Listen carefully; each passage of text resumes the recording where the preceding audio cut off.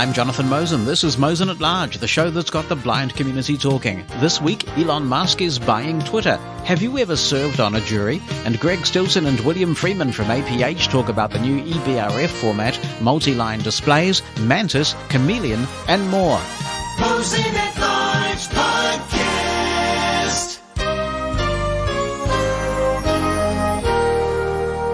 Welcome to episode 176. I hope you have had a good week and it's nice to be back with you again. Well, you know there's a big tech story happening when it transcends the technology press and becomes mainstream news. Elon Musk's acquisition of Twitter has certainly got people talking. He's handed over a cool $44 billion to be Twitter's exclusive owner, assuming shareholders and regulators sanction the deal, which seems likely. So, what does it all mean for Twitter? What does it mean for those of us who use Twitter? When I reviewed the Spring app for Twitter in last week's episode, I made some comments about why Twitter is my favorite social network from an accessibility point of view. Its content is still fundamentally text-based. I prefer it because there are several excellent third-party Twitter clients that allow me to bypass the algorithms and read tweets in chronological order. But one thing I didn't comment on last week is the democratizing nature of Twitter. This is particularly the case in a small country like New Zealand, where we have less of a hierarchical culture. Twitter has allowed me to communicate with politicians, journalists, and business leaders in a way that has made a difference. Twitter has facilitated problem resolution with various businesses whose products I own. It's a tool that I have made use of extensively as a content creator through the Mushroom FM hashtag and the Twitter account for this podcast. And just as easily, it's a way to shoot the breeze with friends and share information among the blind community. And that's why what happens to Twitter matters to me. My view may change based on what happens to Twitter in the coming months, but at this point I'm just not interested in alternatives like Mastodon because they're too fragmented. That fragmentation means that you'll never get the same diverse set of experiences from one source.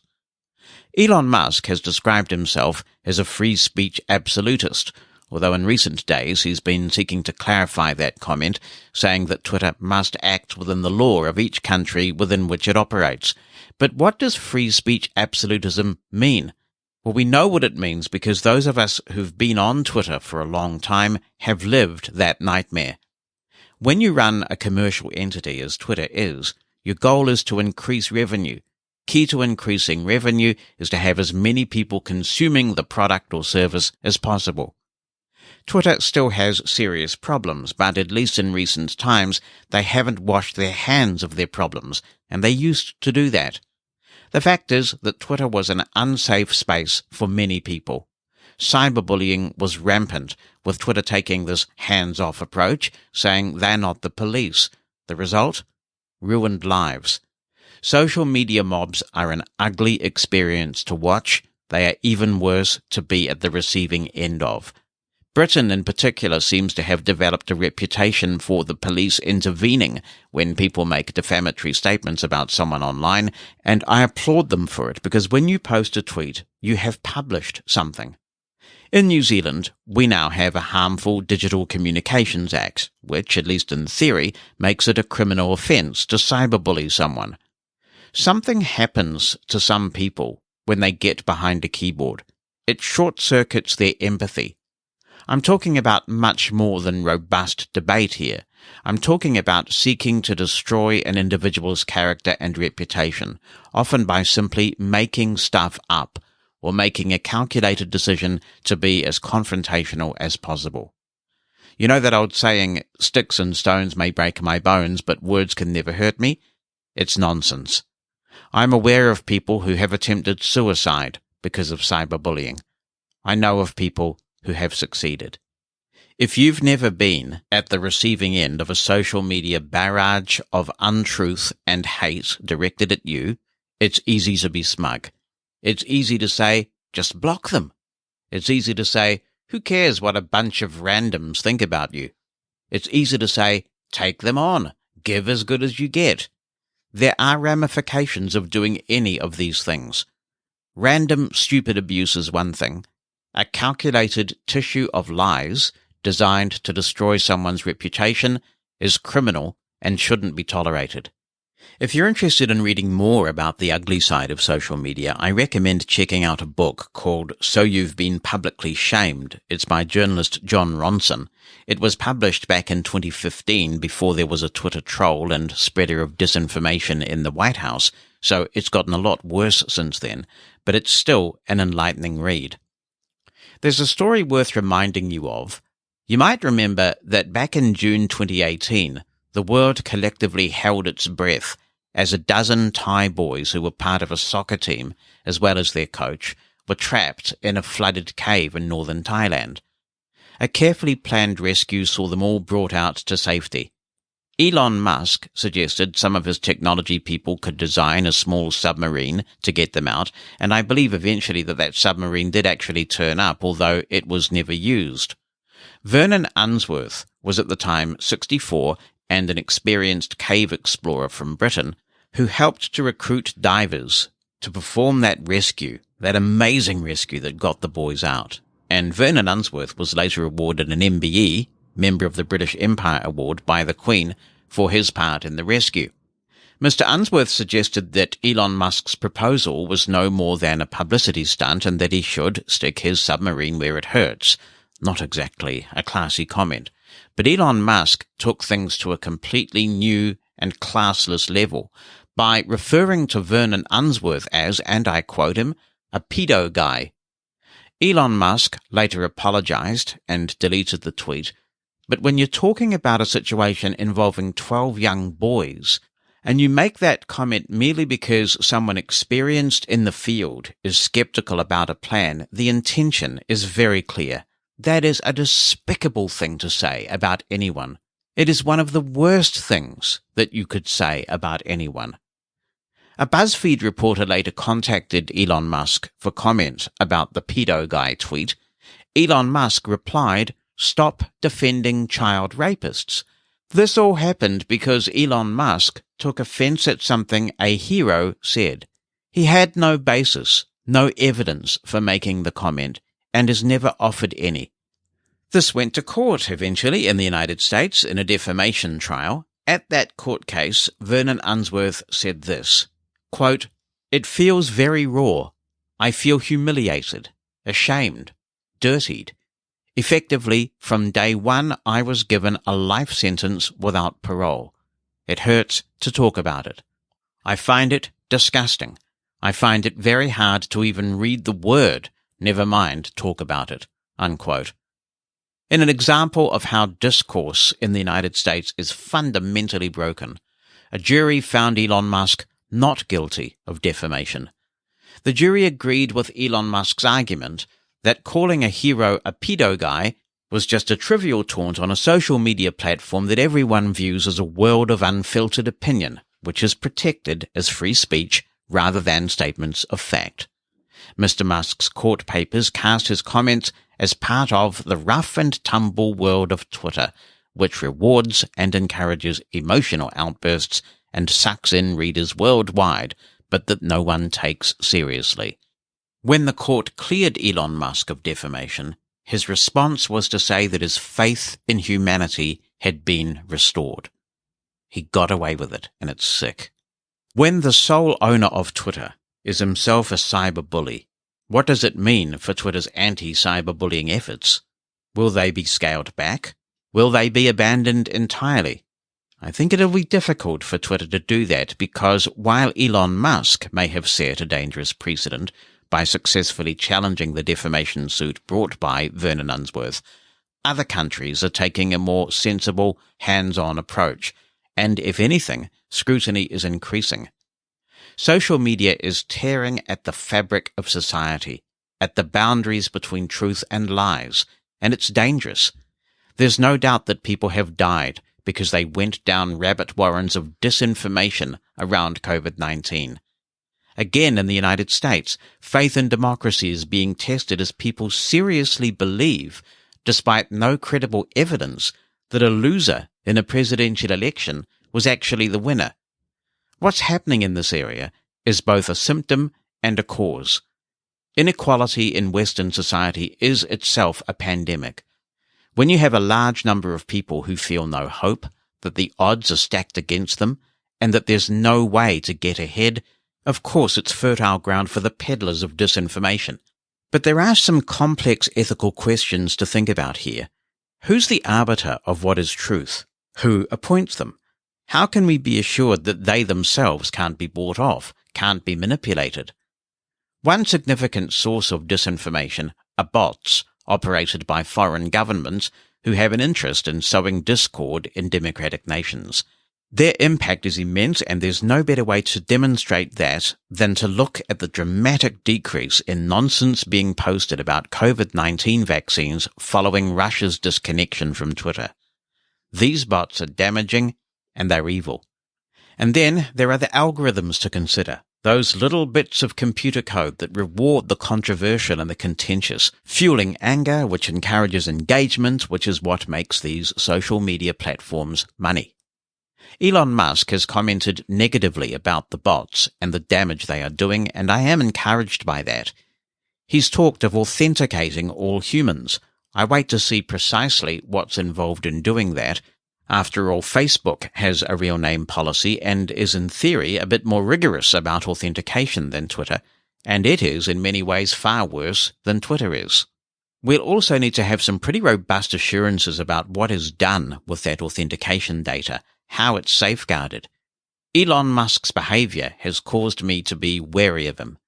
I'm not sure I'm comfortable with him owning what could be one of the most accurate databases of names and addresses in the world. Still, if new measures can get the nefarious bots under control and out of our lives, that will be a very good thing. Twitter will need to be profitable under Elon Musk's ownership. He'll want a return on his considerable investment. But there is hope that the way that the profit is obtained might be different, might be better. As I mentioned last week, Twitter's relationship with third-party developers has been erratic, and that's caused harm to the Twitter ecosystem.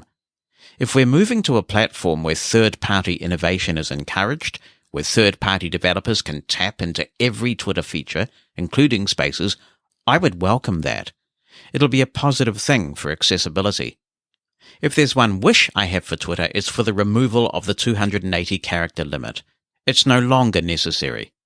Twitter's original limit was 140 characters, and there was a technical reason for that.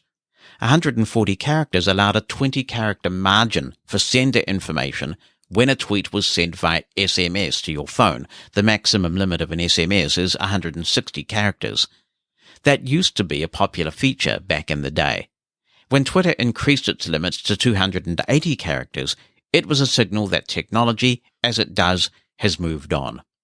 I think 280 characters still aren't enough for good quality civil discourse.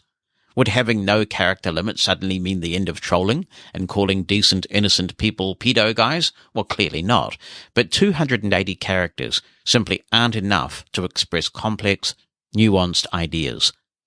Having one individual, be they a sinner or a saint, own such an influential platform is an incredible risk. Last week, Barack Obama made a thoughtful speech at Stanford University about measures that might be taken to repair and then safeguard public discourse that has become so fractured because of social media. It's fair to point out that his own administration was asleep at the wheel on this point. Still, he had some thought-provoking things to say, and the speech is worth a read or a listen. The Twitter acquisition has still not formally taken effect. There are more questions than answers, and the jury is still out on the degree to which Elon Musk really will be hands-on with Twitter. Right now, it's his latest toy, but he has other companies to run as well, and one would think that conquering the infinity of space is a much more interesting challenge than social media. Reality will bite when he realizes the regulatory complexity of operating a social media platform that must be mindful of the laws of each country within which it is available. So in terms of whether I stay or go, I'm prepared to wait and see. Nervously, for sure, but I'll wait and see. Rebecca Skipper says, I'm not thrilled with the idea of Elon Musk buying Twitter, but I could be overreacting.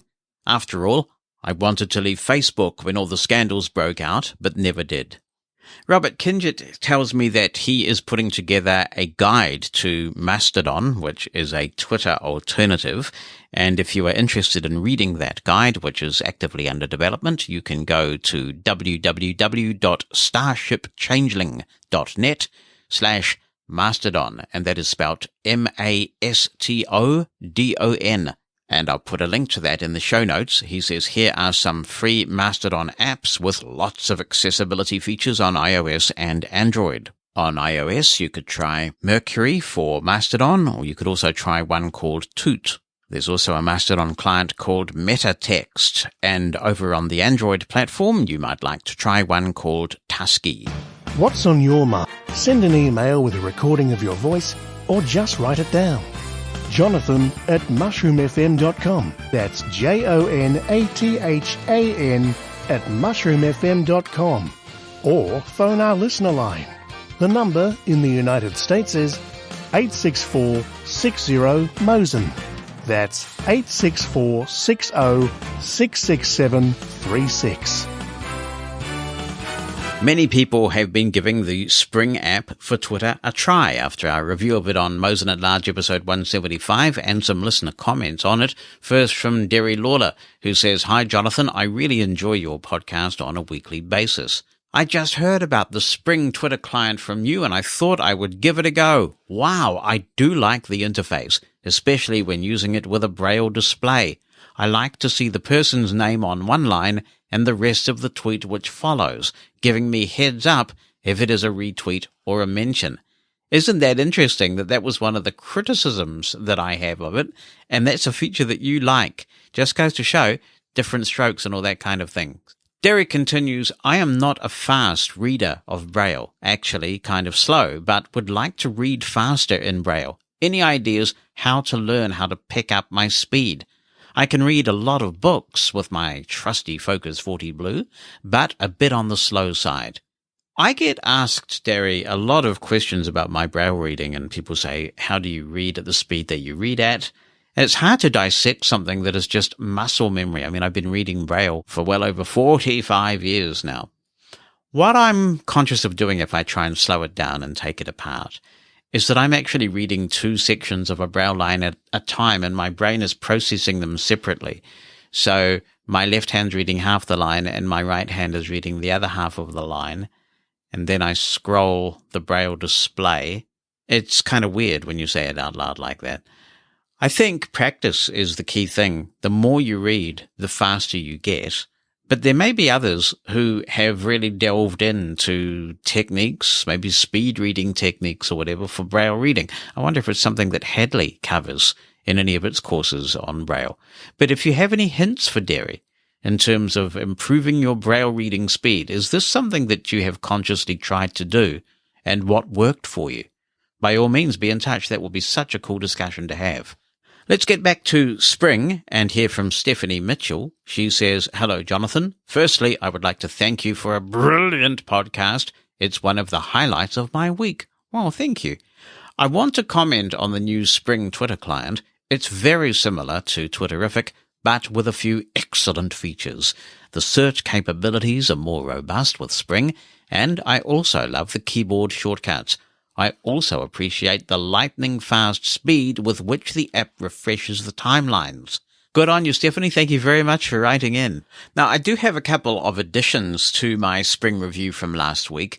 One came through on social media, and I'm really grateful for this one, and that is that there are two additional gestures that you can make use of for actions. So we covered extensively in the review how you can flick up and down to get all the actions you want, and you can order those in a way that suits you.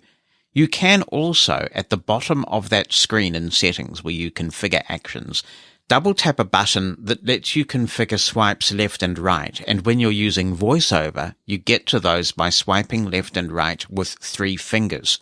By default, these options aren't enabled at all, but since learning this, I have configured my 3-finger swipe to the left to activate links, and my 3-finger swipe to the right for replying. and it's really great. So I've taken those off the actions rotor, which declutters it a little bit, and I've now got very easy access to replying to tweets and activating links. The flexibility of this app is just amazing, and there are little nuggets that you discover all the time.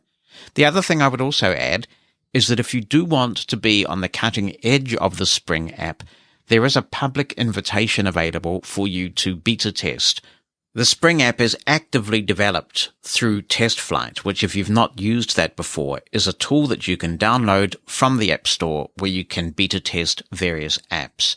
Because of the active development of the app, it means that some of the criticisms that I offered last week have already been addressed. For example, the duplication of text on the share sheet has now been fixed. So this is great. If you want to make sure you have the latest and greatest with Spring, you can opt into the TestFlight program. The way to do that is to go to the About part of settings, double tap that About button, and right inside there you will find a TestFlight button, and that will invite you to be a part of the beta test program for Spring. You will have to have TestFlight installed. It is an Apple app available free from the App Store. Are you running any Windows Insider builds? It's a good way to stay on the cutting edge, to provide feedback to Microsoft, and generally live the dream of being first with stuff. Marissa has a couple of questions about the Windows 11 Insider builds. She says, have you noticed that the natural voices for narrator sound fine, but then eventually sound very garbled? Yes, I think that might be fixed now, Marissa, but not only have I noticed it, but so have Microsoft. They actually did put in the release notes that this was an issue, that they knew about it, and that it would be fixed soon. I don't use narrator a lot, so I haven't used those voices a lot, but by now it may well be fixed. They certainly know it's an issue. The fun of beta testing. Secondly, says Marissa, I have installed preview builds of Windows 11, and I've checked the box that says unenroll this device when a new version of Windows is pushed out to the public. Is this what I need to do in order to receive Windows 11 without the builds? Yes, it is. What you are on now, Marissa, is this track that you can't get off. It's like the Hotel California of operating systems. You can check out any time you like, but you can never leave. You can, however, leave when the next public build of Windows 11 is out. If you've checked that box, it means that the moment the next public build is released, you will get that build, and then you will stop getting Insider builds unless and until you re-enroll in the Insider program. I've actually done this on my studio machine that I'm producing this with. I decided that I would put my ThinkPad on the Insider builds. I had no intention of putting this machine on the Insider builds, except that it got me in a bit of a bind, and I talked about this some weeks ago when it happened. So a workaround was just to get on the Insider builds and get up and running again. Otherwise, it would have taken much longer to fix the problem I was having. However, this is not my play machine. This is my work machine. This is the it must be dependable machine. This is the I gotta get stuff done on this reliably machine. And so the moment that the Windows public build is out, I will be receiving that and not getting Insider builds on this anymore. It's a pretty cool system Microsoft have got. Tiffany Jessen is emailing in, inspired by the discussion that Bonnie and I had on a recent Bonnie Bulletin, where I was talking about really ramping up the communication that we have with dogs, or more specifically, trying to find ways for dogs to talk to us by some sort of electronic means. This inspired Tiffany to share with me something that she'd written a wee while ago, and it goes like this. Next month will mark the 21st anniversary of receiving my first dog. Since then, I have often thought about how we communicate with our dogs. As handlers of well-trained service animals, we of course know how easily our dogs reply to verbal commands and or hand gestures for other services done at much further distances, like search/rescue or animal herding, where the humans often use other tools like whistles. I recall watching a demonstration in Ireland where the dogs not only herded the sheep, but knew the difference between pluck two off the group or divide the group into two groups, all while herding each of the groups together and clearly defining the lines between them, and so on. Many thought it was impressive, particularly since the whistles were commanded from way down the fields where they could not otherwise communicate easily. I will pause your narrative here, Tiffany, to say I have seen this myself because two of my three sisters are married to brothers who live in a little place called Whangamomina in Taranaki here in New Zealand. And when I was a boy, I spent many a happy time helping out with the mustering, where they use the sheepdogs and give them all those commands and all the magic whistles and things, and I loved doing that. And there is a sport here in New Zealand, probably other rural countries do this as well, sheepdog trialing. And you actually take your dog and you enter the dog in the sheepdog trials, and they put these on TV here. You can watch the sheepdog trials, and my brothers-in-law have been in many of these. These days they are judges as well because they've been doing this for so long. Tiffany continues, the big limitation in communicating with our animals is communicating in the opposite direction. With my previous dog, I could ask her if she needed to park. That means go to the toilet for those who aren't familiar with seeing eye lingo. And it was very clear through her body language when sometimes she would immediately leap up and streak to the door, followed by repetitive hops up and down while ringing the bell hanging from the doorknob. She definitely needed to go out. But though I was very successful in teaching her other skills on demand, or even asking if she needed to go out by my ringing the bell and using no other words, I was never able to teach her to initiate her asking to go out by ringing the bell. My current dog, however, is a very different type of thinker. She may not be able to talk, but she is very clear about getting her thoughts known. Unfortunately, to her, the bell on the door is not simply an indication of needing to go out, but rather wanting to go out. We can go outside and do all her business, but as soon as we come inside, she turns around and rings the bell again. She just loves to be outside and sunbathe. Thankfully, I work on a laptop instead of desktop, so as long as we are working from home, I'm able to humour her by working from my backyard. Anyway, back to the point.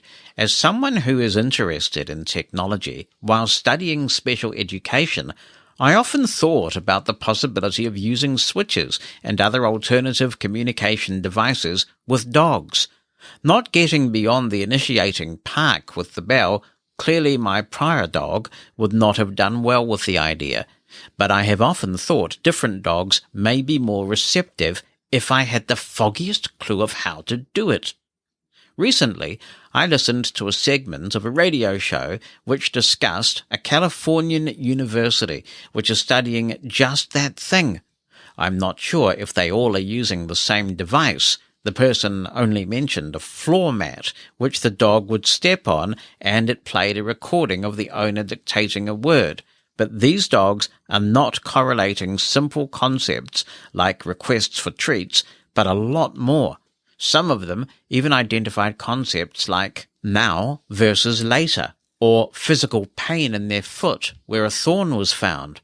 One dog knows 68 different words, and the person described some of the dogs stringing the use of multiple pads in a row, like a fragmented sentence. It was fascinating. Wow, I had no idea about this, Tiffany. I just thought I'd thought this up myself, but there you go. She continues, I haven't looked up the study yet. I think they said it was being done in San Diego. But other than describing the videos on YouTube, the radio did mention another site where a lot is being done to compile and discuss the topic. I haven't gotten deep into it yet, but I thought I would share my fascination. I haven't checked this out myself yet, but the URL that Tiffany has included is www.theycantalk.org. That's www.theycantalk.org. Isn't this a fascinating thing? Jonathan Mosen at Large Podcast. Responding to a comment that I think was made back in episode 172, if I'm remembering rightly, it's Aaron Linson. He says, I might be wrong on this statement I'm about to make, however, here it goes. One of your listeners stated that we as blind people don't have many advantages in life, then started to talk about radio voices. I believe that we have as many opportunities as we get ourselves into and network with people in what fields we want to go in. I believe that you have to set goals for yourself to achieve. You are as goal-worthy and can achieve whatever you want, regardless of your disability. I look at Stephen Hawking, for instance. The man couldn't walk, and had to use a speech synthesizer to speak. In comparison to him, blindness isn't an issue. For your entire body to be shut down during your lifetime seems terrifying to me. Blindness, on the other hand, isn't that bad when compared. I don't want younger blind people thinking that they can't do and be what they want. You are the only one in charge of your future. You make the goals and achievements for yourself. Go after what you want because only you can see where you want to go. Thank you, Aaron. That comment that you refer to did give me pause for thought as well. It's not the way that I personally feel about my own blindness or choose to view the world, but what I have learned over the years is that blindness is a very different thing to different people. And that starts right from the beginning if you've been blind since birth. I remember seeing some kids who were just mollycoddled by their parents. They weren't treated just as any other kid who happens not to be able to see. They were wrapped in cotton wool. What can also happen is that some parents make their blind kids feel that every achievement, no matter how small, is somehow miraculous because of their blindness. And I mean, I know that it's good to be proud of your children and to applaud what they do and support them. But if you associate that with blindness and say, oh, because you're doing well at school or whatever, and you're blind, you are just a miracle child, that's not the signal that we want to send either. And I have seen so many occasions where parental influence had such a significant grounding on the way that blind kids have turned out. Now, for people who go blind later in life, there can be all sorts of things at play there in terms of how do you typically respond to adversity?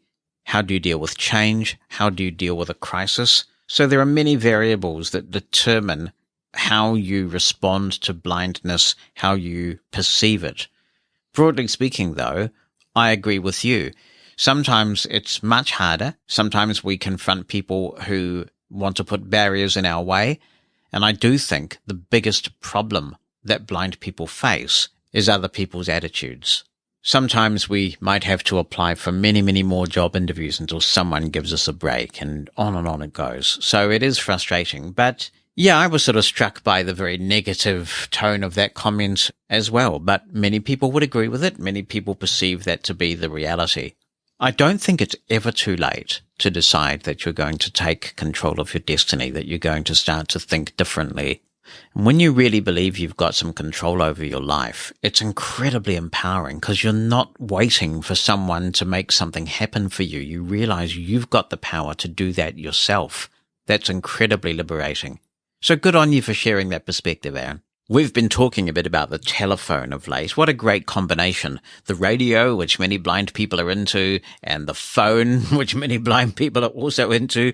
If you want to read a really interesting book, and I may have mentioned this on the show before, I know I certainly have on the Mosen Explosion, check out a book called Exploding the Phone, which tells the history of phone phreaking in the United States. And there are so many blind people there. In fact, on the blind side, my previous podcast, we interviewed Jim Fetgather, and I had no idea that he was a famous phone phreaker until I read this book. And there were so many names, not all of them still living, that I knew from the blind community in that book.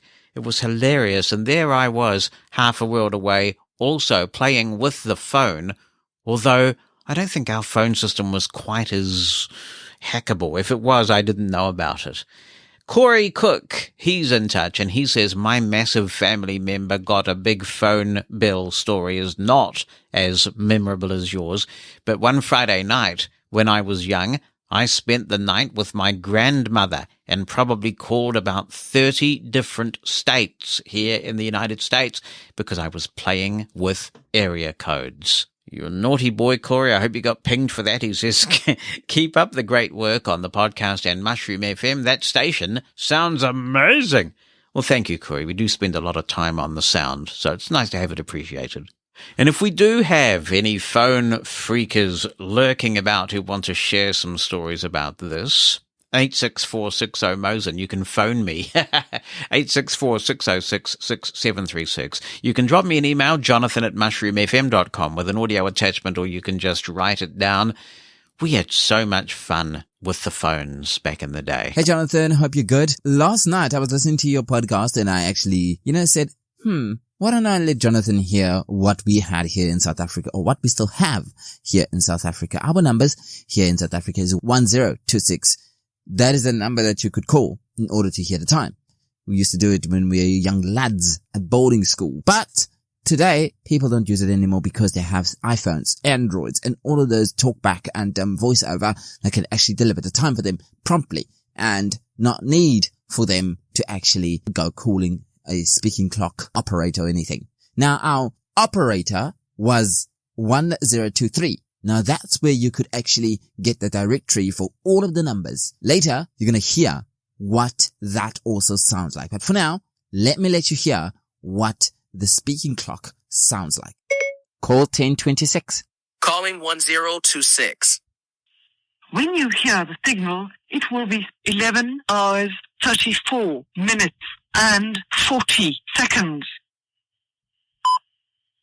Wanneer u die sein hoor, is dit 11 uur 34 minute en 50 secondes. Hi, Jonathan, says this email. Johan from the Philippines here.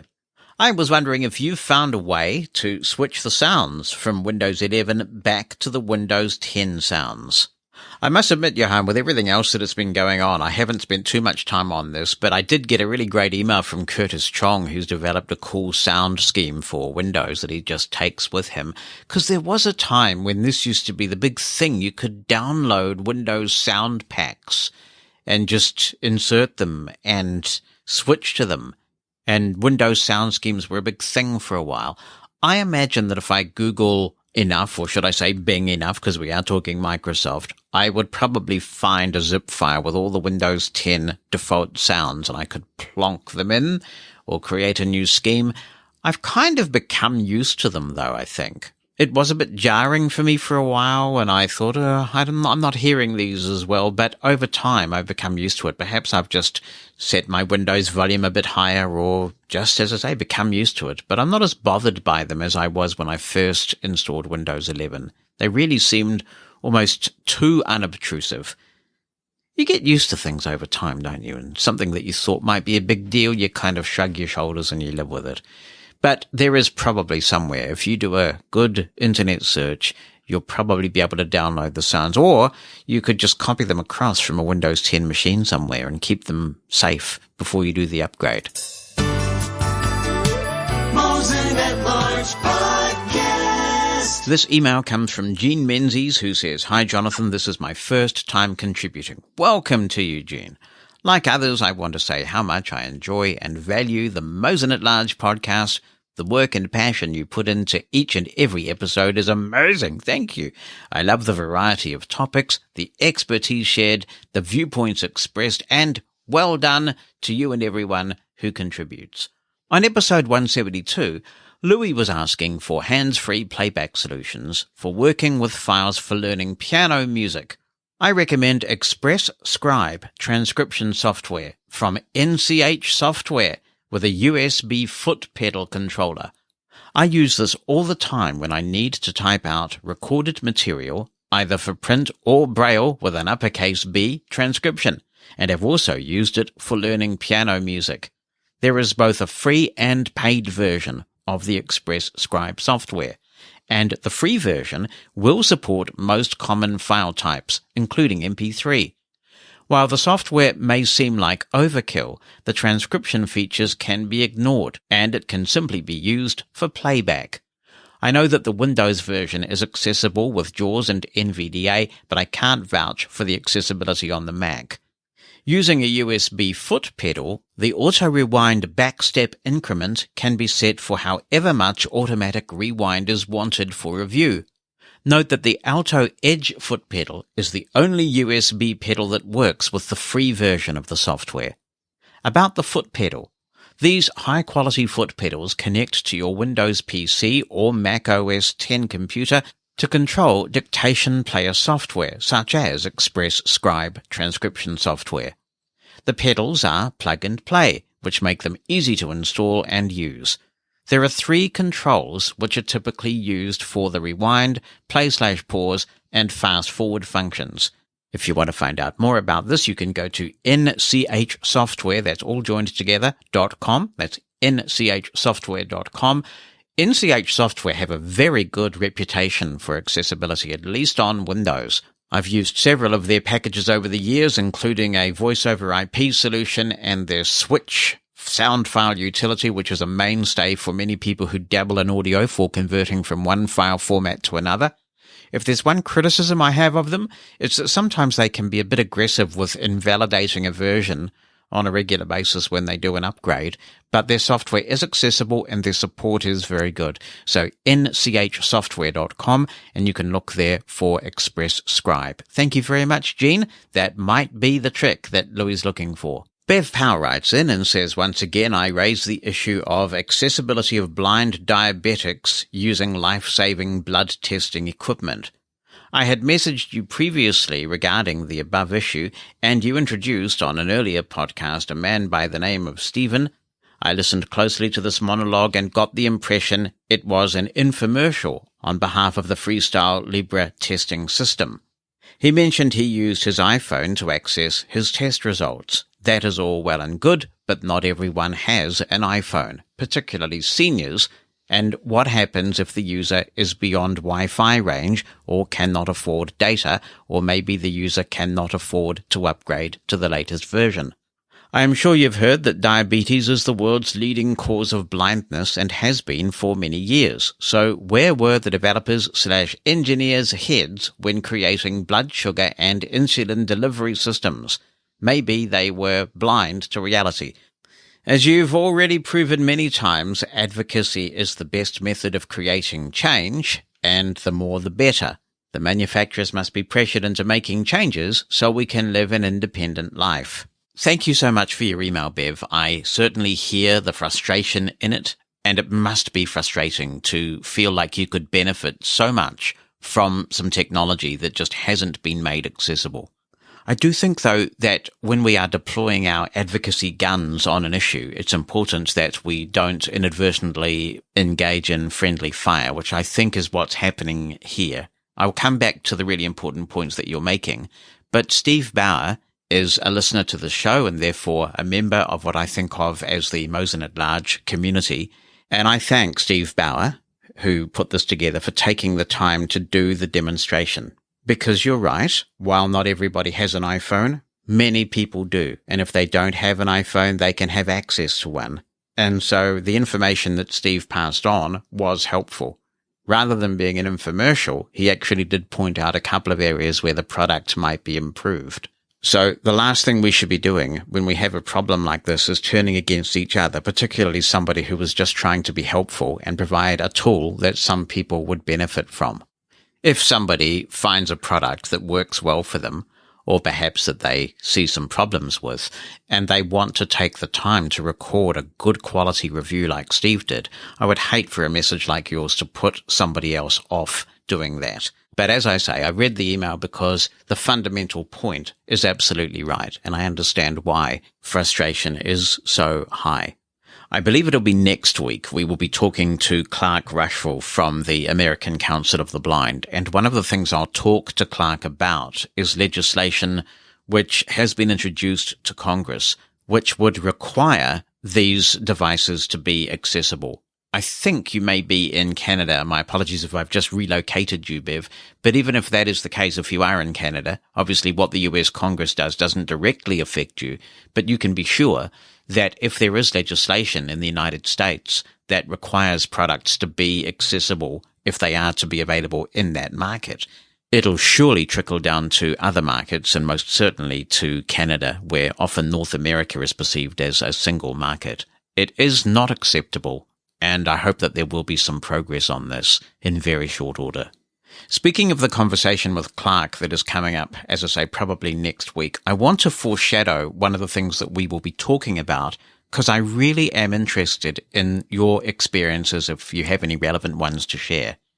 One of the things that I advocated on strenuously here in New Zealand in the 1990s was clarification around disabled people serving on juries.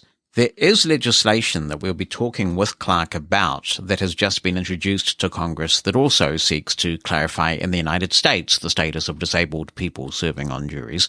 It's an important topic, and when we get to talking about it, I'll tell you why I think it's so important. No matter where you are, if you have served on a jury, I would like to hear your stories. Obviously, we have to be careful not to identify cases. We don't want to go there. But what I'm really interested in is how your fellow jury members reacted to you. Did you have any difficulty getting your assistive technology accepted? Were people concerned about what the assistive technology might be able to do?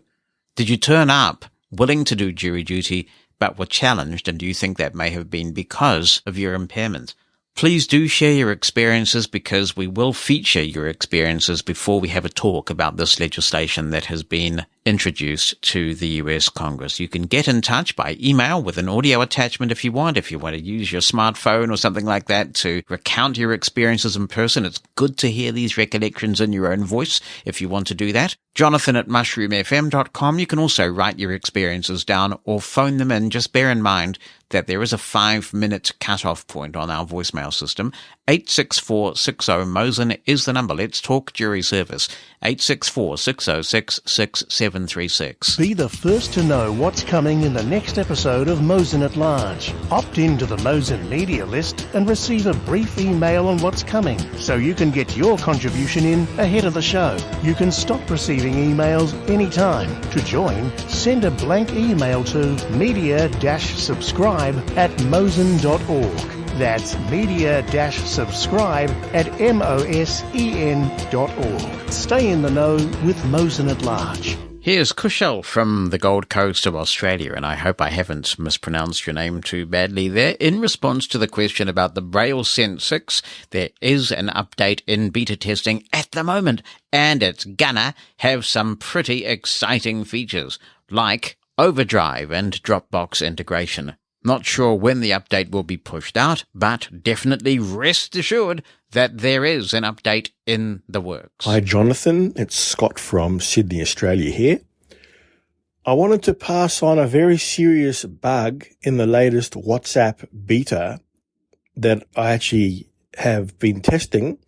I actually test WhatsApp, and this is a nasty bug which I hope doesn't make the App Store WhatsApp release.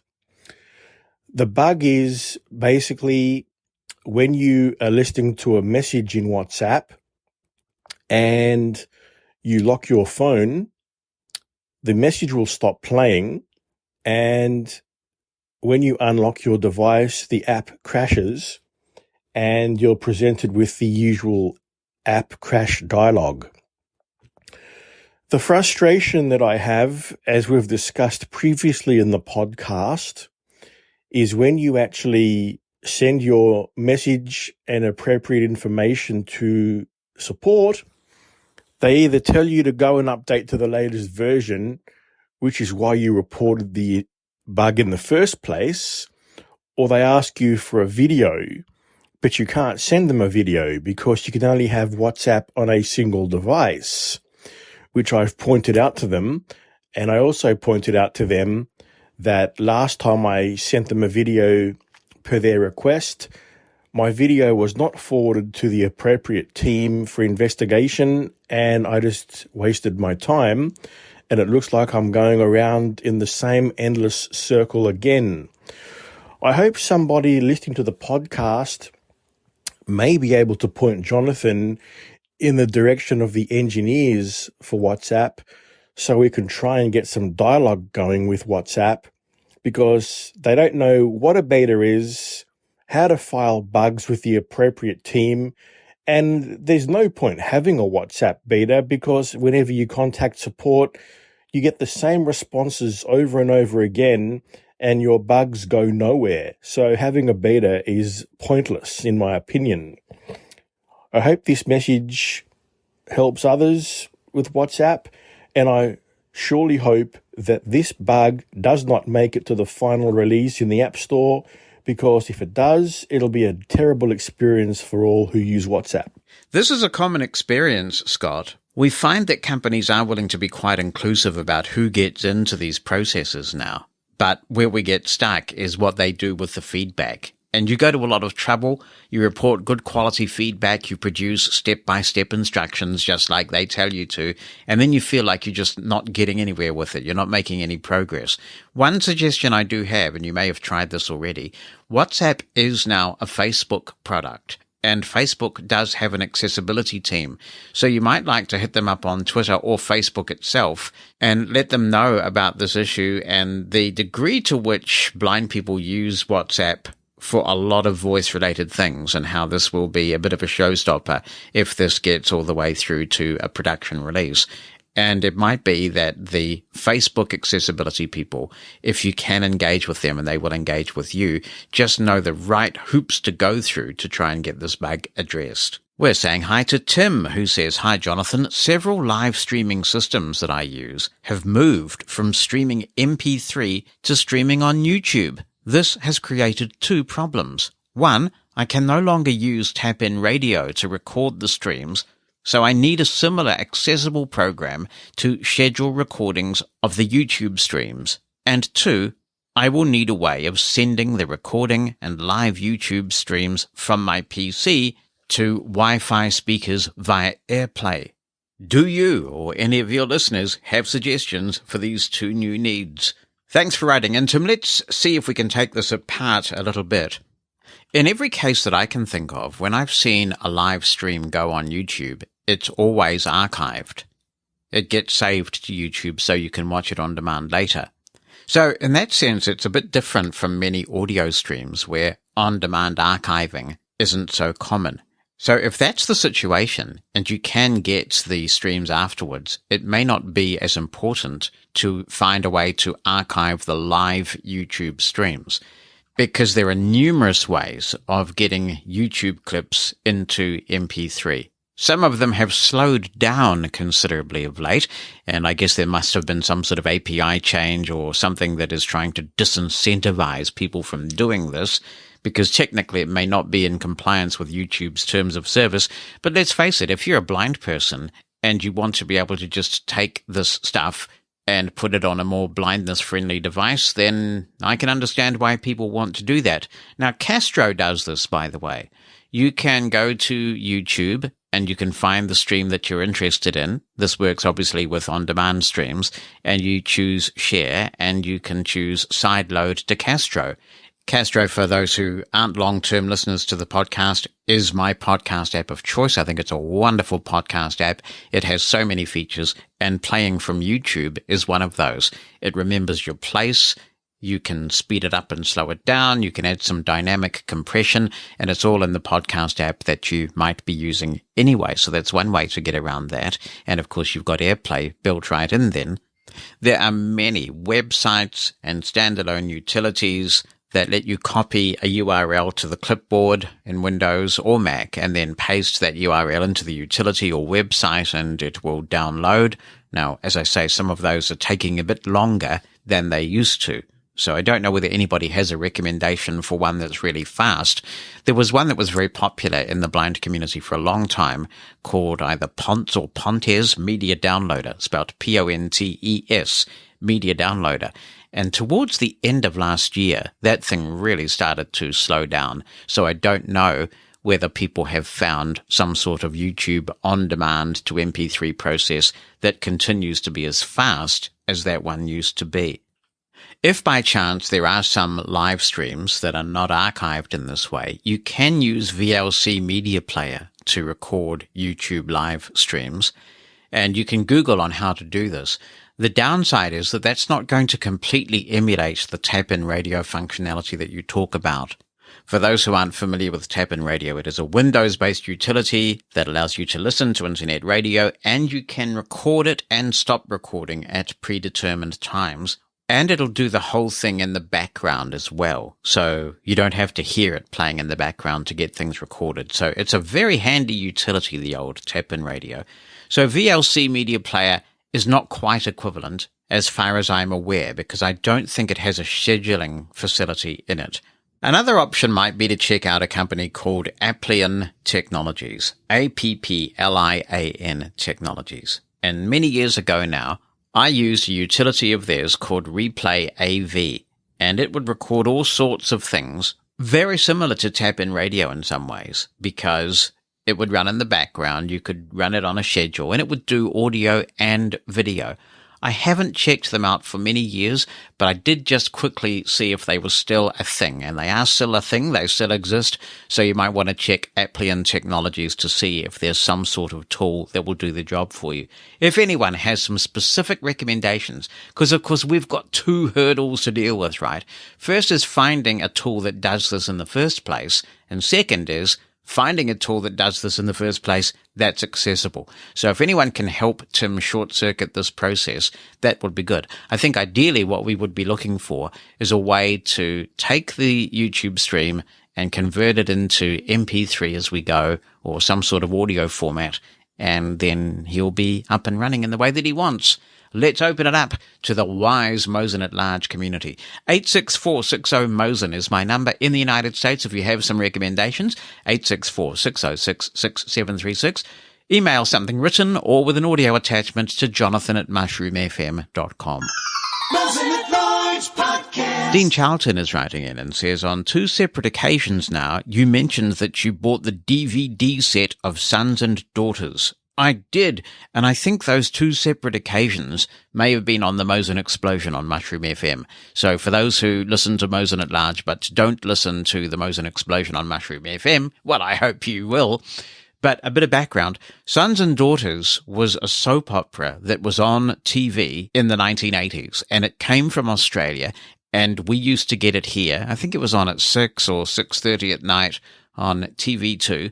And I used to watch it, and I used to record it as well for some of the kids at the School for the Blind who were otherwise engaged at that time and wanted the series recorded.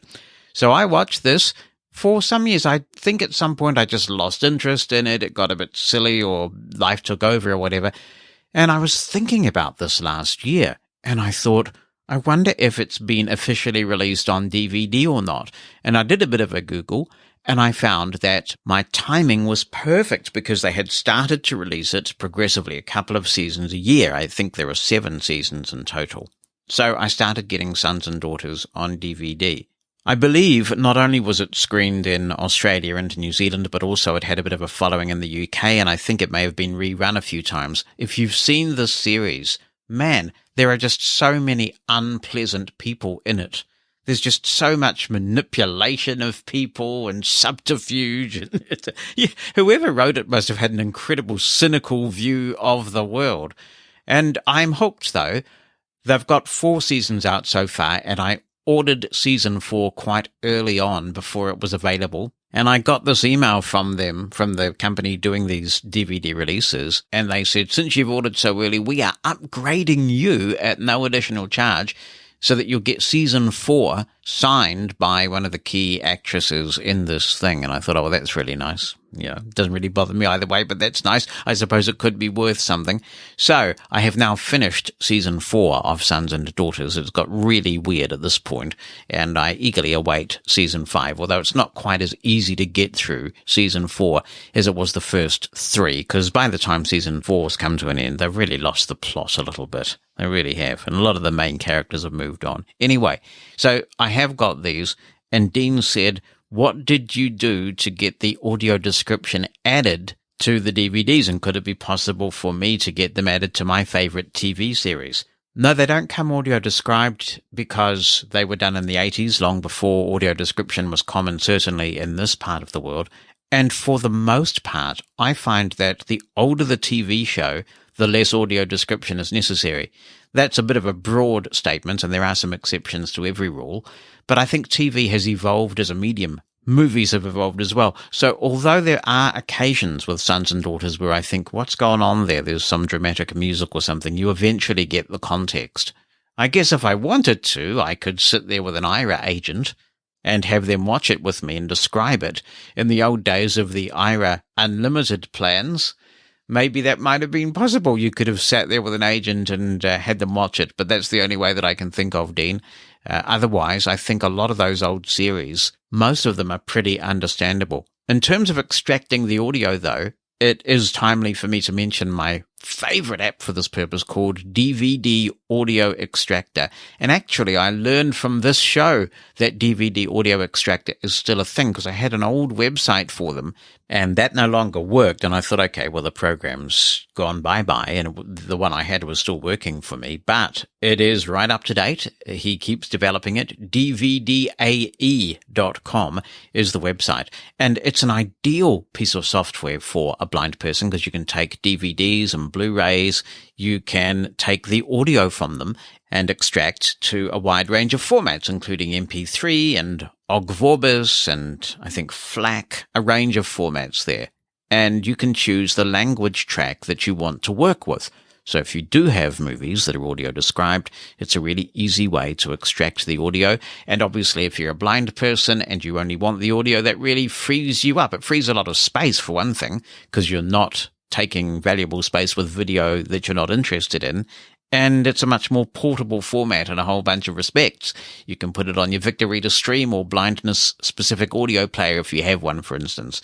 So DVD Audio Extractor is a really cool piece of software.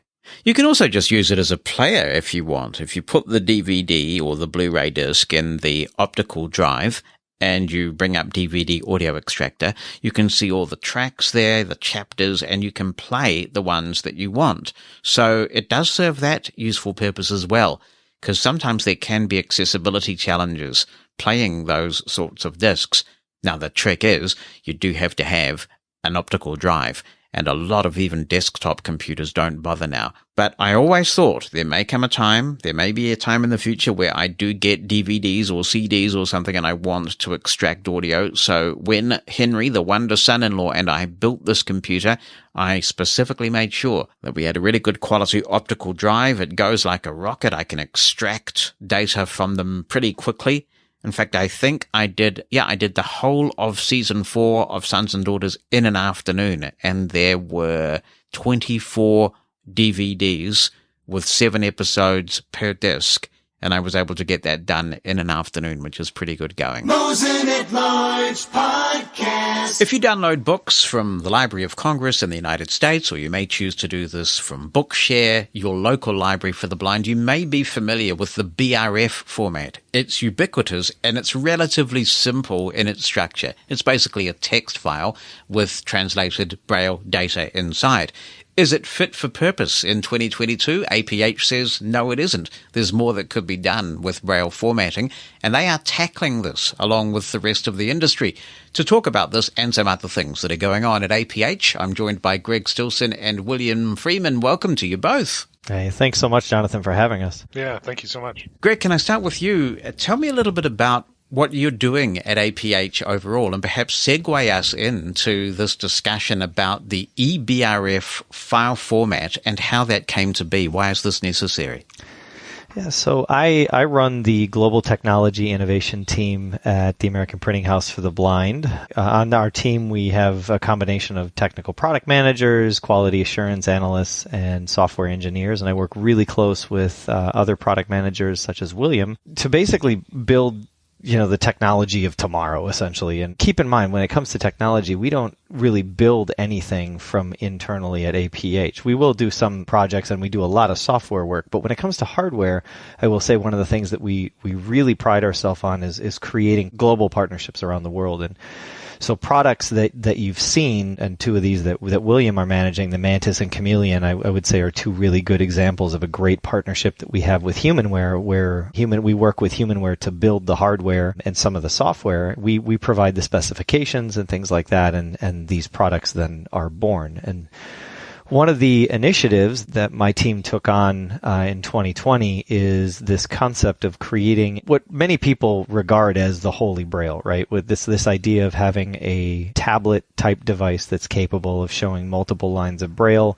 and tactile graphics on the same surface. So what we did in 2020 was we put out a request for information to basically put a call out to all mainstream and assistive technology companies to say, look, show us behind the curtain. Everything's under NDA, and let us know what really amazing technologies you're working on that could possibly be capable of doing this? And we had a ton of responses. We met with so many organizations, and keep in mind, this was during the height of the pandemic. So we were doing things with Zoom that I don't think we ever anticipated doing. We put out this RFI. We basically entered into an agreement where we partnered with Humanware and their technology partner Dot Incorporated to work on this endeavor to create this, what we're calling dynamic tactile device. And Humanware and APH, it's a very different partnership than we usually work with. We're both equal partners, both financially and equal stakes into this project, with the goal of creating a device that is capable of creating this whole multiple lines of Braille on one tactile surface and tactile graphics.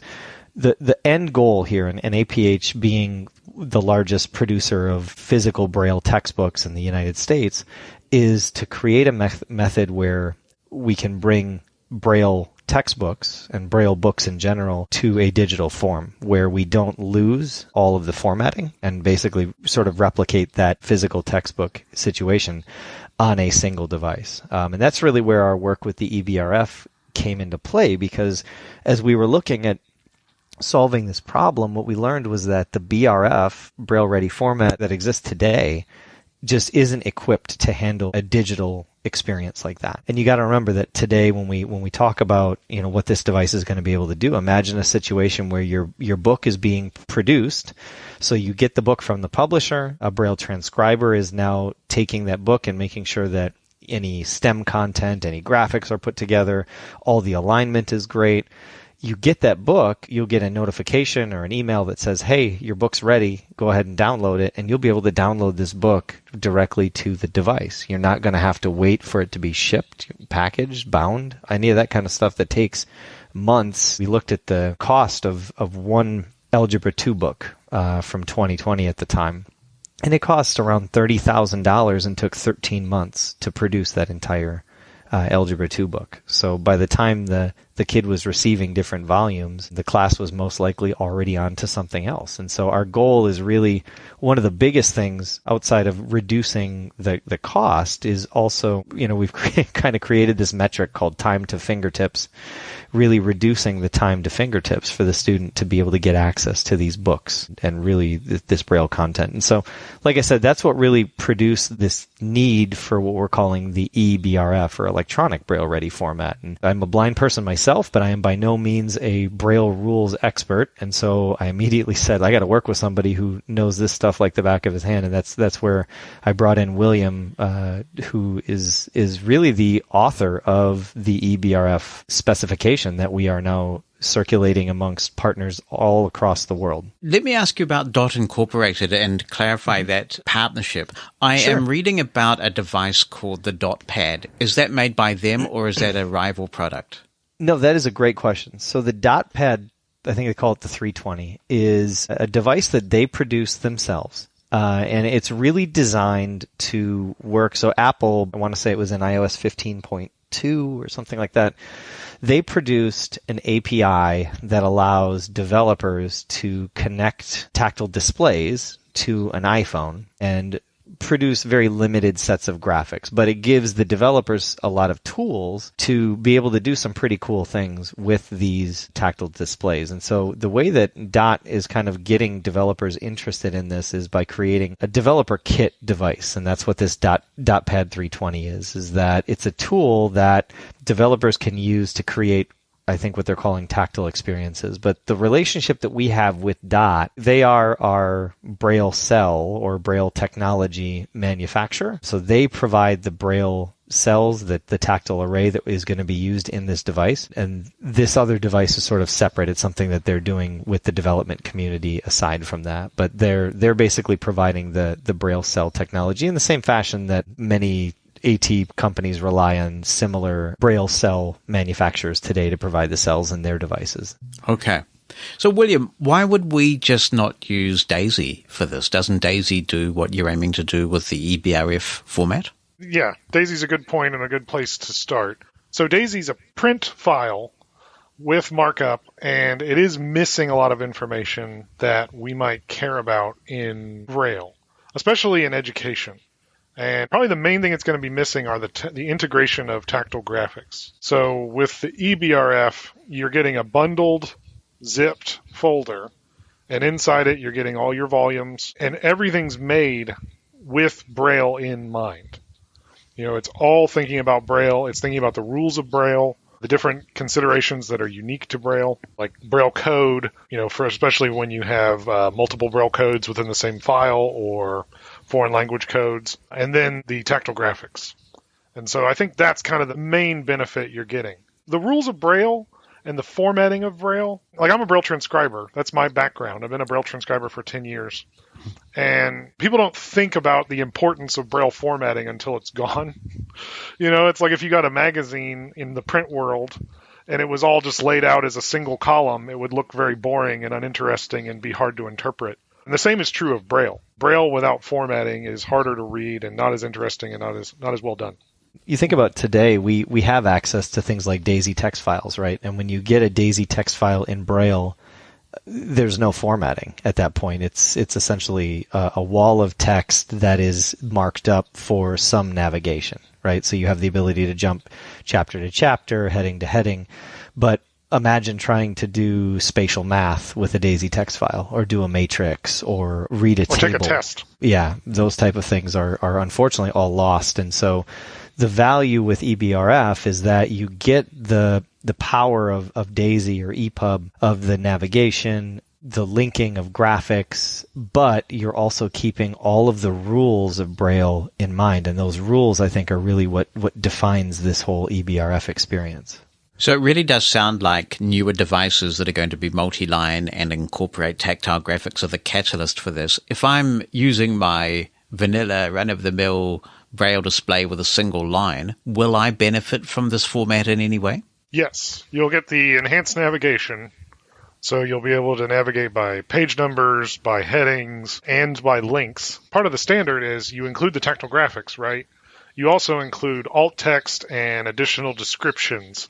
And so when you get the file, even if your device doesn't support graphics, whether it's a single line display or a embosser, it would be able to display that alt text, and you'd still at least get something there rather than a blank space or the device completely failing to try to replicate what that image is supposed to look like. And correct me if I'm wrong, William, you also will get a benefit if the transcribers have indented certain lines for easy navigation. So imagine you're using your space.4 command to navigate line by line by line, going down to look for, say, another section. There, if the transcriber has elected to create an indentation or things like that, those also would show up in your single line display for fast navigation.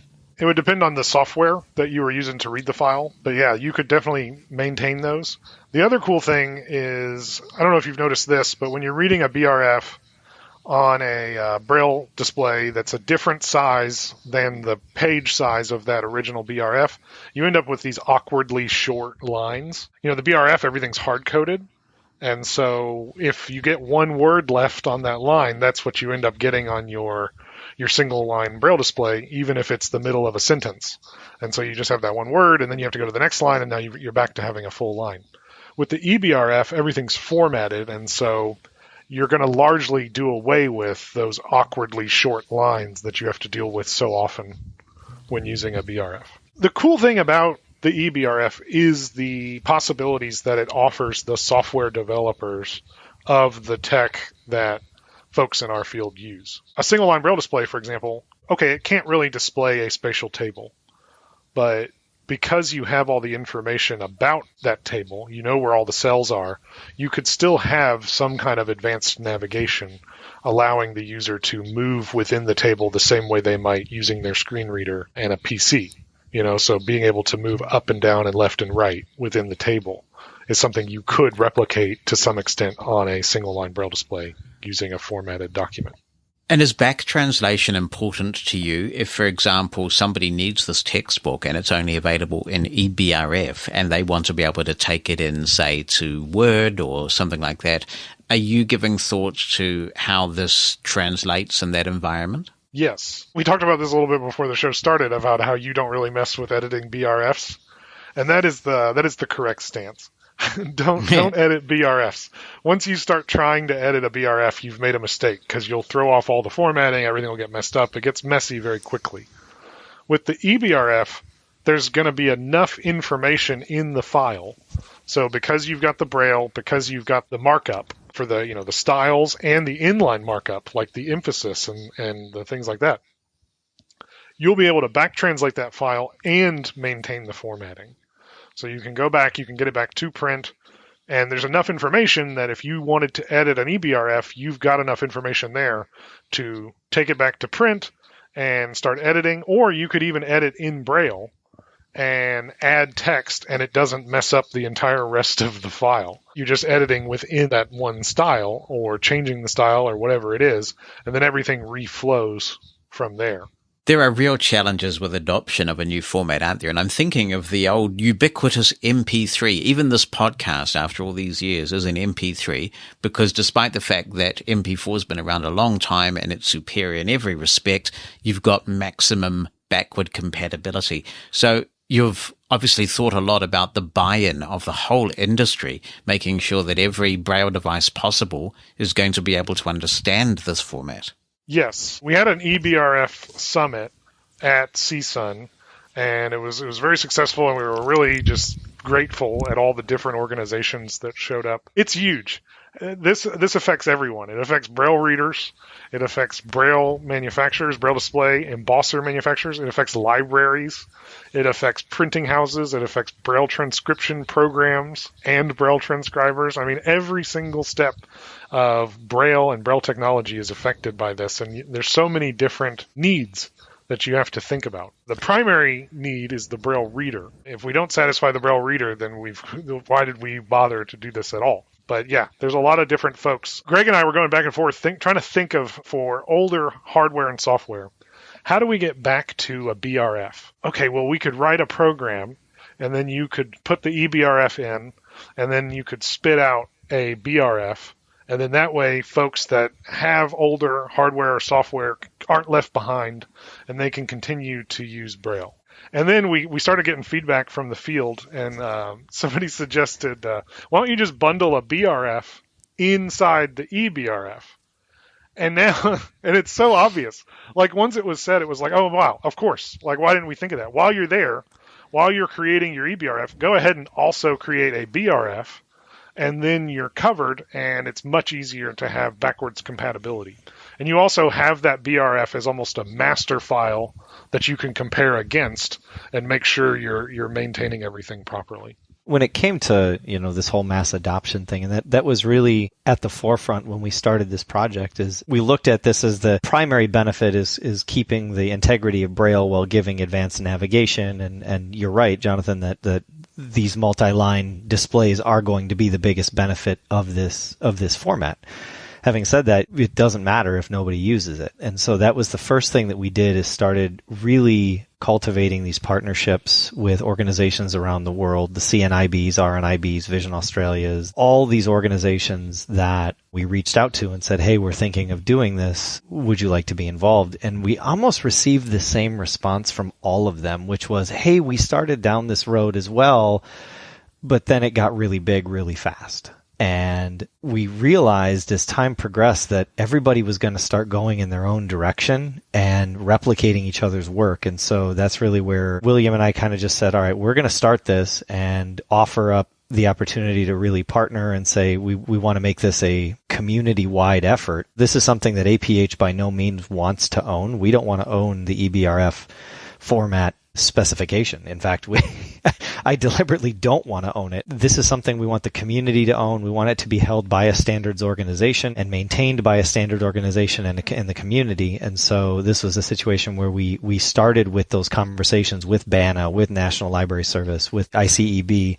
and said, listen, William and I are not specifications writers. I'm a Braille reader. He's a Braille transcriber. And ultimately, we want to start with the use cases that this is going to benefit. But ultimately, we need support and help in writing specifications. And so that's really where, once we got the feedback from the 20 or 30 partners that we've started communicating with that said, we want to do this is desperately needed, we said, okay, we're onto something. This is something the field is really going to need. What's the status of the spec right now then? Is the spec complete or is it still under development? It's still under development. We've called it the 2.0 draft. It's probably the 6th draft that we've done of the standard, and we're about to do one more draft, and then we're going to enter into probably the most exciting time, because right now we've been working with our partners, but it's all been going back to APH. So folks are giving us feedback, and then we're incorporating that feedback into the draft. We're going to do one more draft based on all the feedback we got from the summit and through email and so on.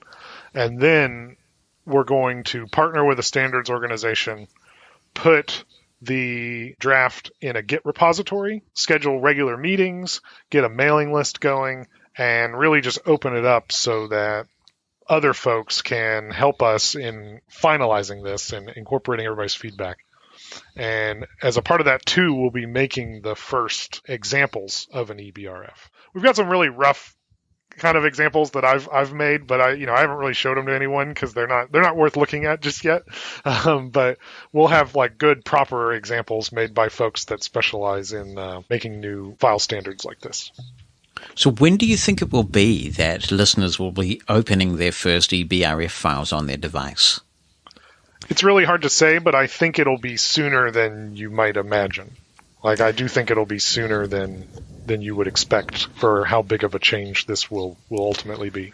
Our goal is to have the first field test units of the dynamic tactile device ready by the end of 2023, and with that will come a subset of eBRF file types. And what kind of wide adoption will be there at the beginning, I don't know. But the nice thing is that APH, this is one of those things where we're making the hardware, we're making the software, and we provide the books. So we're going to at least start with our most popular textbooks and books that we provide and convert those to eBRFs at the beginning. And hopefully it catches on. We've got a great relationship with the National Library Service and with Bookshare and such. So they're all participating in the creation of this. And so with their interest, it's our hope that they will begin to adapt their libraries to eBRF as well.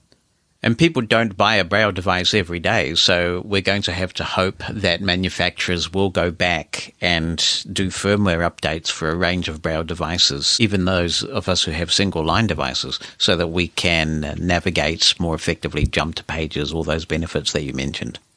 Absolutely. Yep. And we've already had those discussions with several of the manufacturers. We've spoken to Duxbury and ViewPlus and those providers as well of the actual transcription software. And so that, I think, is the other piece, is if the Braille transcription software doesn't adopt the eBRF spec, then it probably doesn't succeed. And the good news is that from the conversations that we've had, they're extremely interested in this. I think they see the writing on the wall as well, that this is the way the world's going. Can you tell me a bit more about the physical layout or the description of this multi-line device? I presume you've seen prototypes, or at least you have a very clear spec in your mind. What's the device going to be like physically? I can give you a rough, we're finalizing patent works and things like that, but what it will basically be is a tablet-style device with Braille keyboard input. Behind the Perkins-style keyboard will be a tactile array of, I'm not going to say the total number of cells yet, but it's a significant amount of more Braille than you've ever seen on a device in your entire life. And it's something that we're really excited about. You'll have the ability on this tactile array to, as I say, navigate multiple lines of Braille. There will be panning controls near the display. You'll also be able to zoom in and out on tactile graphics. So if you want to pan around a tactile graphic, you'll be able to do that. And if you want to zoom into a tactile graphic, some of the things that we've been looking at, we're going to, for the first time, have the ability to create multi-layered graphics that have, a certain level of information when you're zoomed out, but then as you zoom in, you're going to unlock more information. So one example I always give is, imagine the map of the world and you see countries or continents at the beginning, and then you zoom in and now you see countries, and then you zoom in again and you see, states and things like that. It's something that a blind person has really never had dynamic access to on a device such as this, and being able to unlock that information at your fingertips. having said that, we're going to have to create experiences for this. And so that's one of the bigger excitements, is that we will be looking for software partners. Part of the design of this product is going to be creating an SDK, or software development kit, for software developers to create experiences on this device as well. So creating apps for this device that can create experiences and things like that. The device will come with some basic level efficiency tools, things like that book reader. We're also looking at a graphing calculator, things like that, and hopefully a web browser. That's one thing that we're also looking on this device, is that there's so much that is online today, especially in education. So many learning management systems that are used, and we're trying to create an experience where just using this device, you'd be able to participate in some level of the learning management system access. Do you anticipate this being standalone, or do you also anticipate that it will have some sort of terminal functionality? Because if it's going to have that, it's going to require Vispero in particular to have a really good hard think about the way that JAWS engages with a multi-line Braille display, isn't it? Yes, yep. And the answer to that question is both. It's going to have functionality for standalone in the classroom, primarily. The one thing I keep saying to the team is, if we don't get the book reading use case correct, because the book reading use case is what allows us to gain federal funding for this, right? And so being able to optimize Braille literacy in the classroom by creating a really effective digital textbook experience, we have to make the best textbook reading application possible, because if we don't get that, we don't get funding to continue on with this, to reduce the cost, to do all that kind of stuff. So the textbook use case is our number one priority, but the device will have the ability to connect to other devices for two purposes. The first purpose being what I'm calling the tactile monitor use case. And this is very similar for those of you who followed the graffiti that we worked on back in 2015-ish timeframe. Being able to plug it into a visual display, a monitor or a computer, and replicate the visual display in some ways on a tactile array like this. So that's the first use case, is being able to say, okay, can I plug it in or Bluetooth it over to an iPad and see the layout of my home screen? Maybe I'm not seeing Braille labeling, but maybe I'm seeing symbols that represent icons or things like that, right? Or one example, and this is one that we've actually seen when we were working on the graffiti, is imagine a scenario where you connect it up to a microscope and you're able to zoom in detail on some cell that you're looking at. All those things will be possible with this when you connect it up to other devices. We're going to have to refine a lot of the tactile filtering mechanisms, and that's all going to be done in software, because if you sent me a Google image of somebody's face and I threw it on the tactile display, it's not going to look like a face, right? You're going to have to do filtering to simplify that structure so that a blind person can understand, okay, the eyes are here, the nose is here, the mouth is here. So that's the first part, is the sort of the replication of a visual screen. But the second part is exactly what you're saying, right? The creation of multi-line Braille terminal, and that is something that we're already starting those conversations with the screen reader manufacturers or providers, because they may be thinking of it in smaller scale, 1 or 2 lines and things like that. This is upwards, it's going to be more than 8 lines of Braille at a time. So you're going to have a lot of real estate and a lot of ways to quickly navigate to things you want to be able to access. Braille cells tend to weigh quite a bit, so I take it that these Braille cells are very different technology. Otherwise, with that much Braille, it's going to be huge. It's going to be heavy. Yeah, well, that was the biggest criticism about the graffiti when we worked on it originally, is how bulky it was, right? So, no, the dot cells, they're just a brilliant technological design. They are incredibly thin and incredibly light. The entire device, all the electronics, and we produced our first non-functional prototype, weighs less than 5 pounds. What about responsiveness? The entire tactile display, and this is actually without us optimizing pin recognition, right? So to refresh every single pin on the display takes less than 3 seconds to do. And remember that you're reading multiple lines of Braille and it refreshes from top to bottom. So if I'm refreshing every single line, the use case of reading Braille in a textbook, right, as you reach the last line, where does your hand go first? It's going to go to the first line on the display, and that's already going to have been refreshed because that's the first line that is refreshing. If I had a chocolate fish for every time somebody told me that they had cracked, and you called it the Holy Grail, and it absolutely is, crack the Holy Grail of multi-line Braille, I would be morbidly obese. So how confident are you that this is actually the real deal and that by the end of 2023, people will have these devices?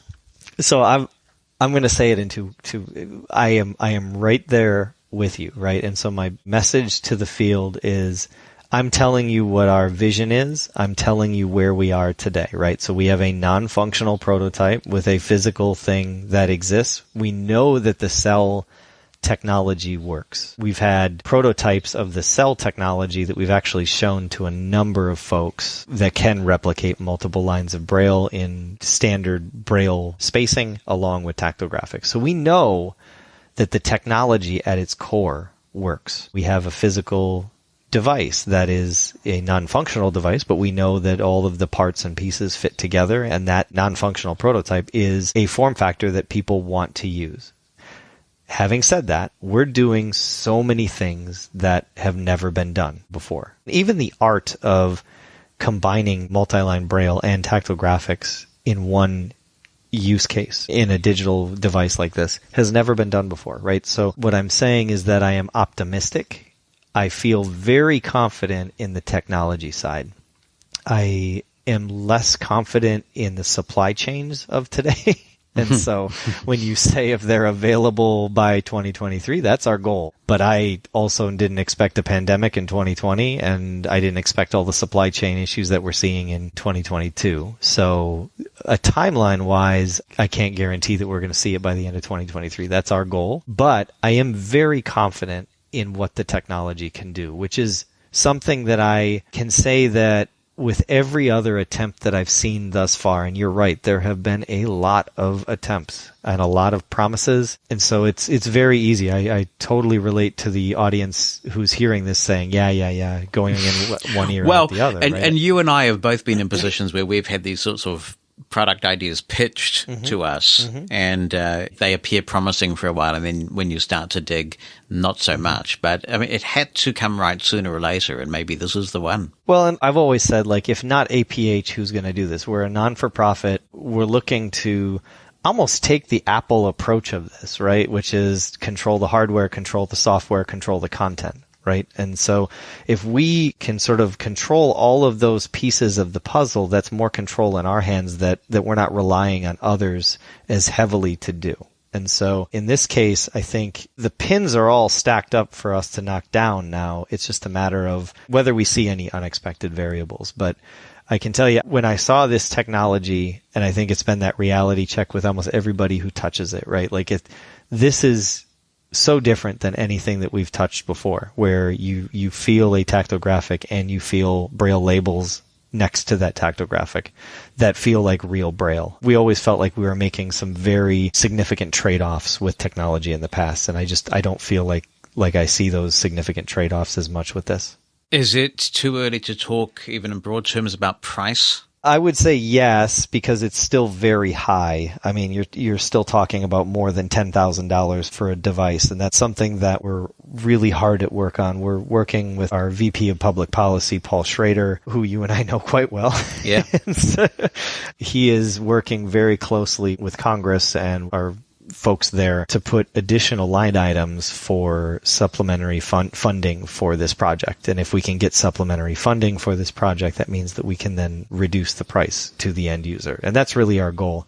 In addition, we're working with blindness organizations like the National Federation of the Blind, the American Council of the Blind, to work with their membership and with their public policy teams to help reduce the cost to the end user as well. So this is not just something, APH is primarily education centric. This is something where we're looking at the entire field and saying, okay, federal quota dollars will only get us so far with this project. Be very interested to see where this goes. While we have you both there, William, can I talk to you about Mantis and Chameleon? And I did a review of the Mantis on this podcast. I own one. I bought one. I'm a huge, huge fan. So congratulations for all the work that you've done with Mantis. One thing I did want to ask you before we talk a bit about the future and see what I can tease out of you in that regard. Do you regret jumping on board with the HID protocol, given that we've still got some problems getting that working on Android, haven't we, after all this time? It seems to have been a bit of a slow grind, and I think it's fair to say Apple's implementation of it, despite their familiarity with it internally, has been a little bit patchy from time to time. I mean, I understand where you're coming from, for sure. I don't regret it. I think it's the right move, and we're moving in the right direction. Like, I feel like we were going to have these kinds of growing pains, no matter what we did, other than just staying and stagnating and not moving and not trying to have some kind of standardized way of connecting. So no, I don't regret it. We definitely have growing pains. We're getting there. I think we're moving in the right direction. Do you think some relief for our friends on Android who currently can't use a Mantis unless they connect with USB? Is there help on the way, do you think? I don't like to point the finger, but it's all basically in Google's hands. Yeah. So they need to report the problem through Google's accessibility channels and do everything they can to help us put pressure on Google to support the standard.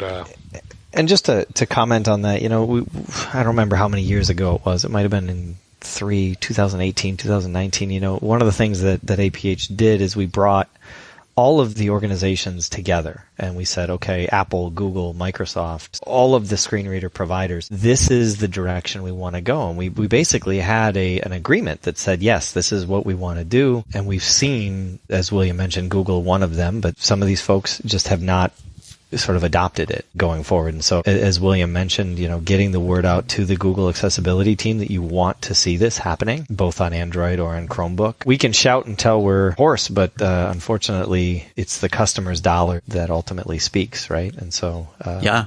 And you guys have to be careful, but this podcast isn't called Mosen at Large for nothing. And I can say, so I don't have to be anymore.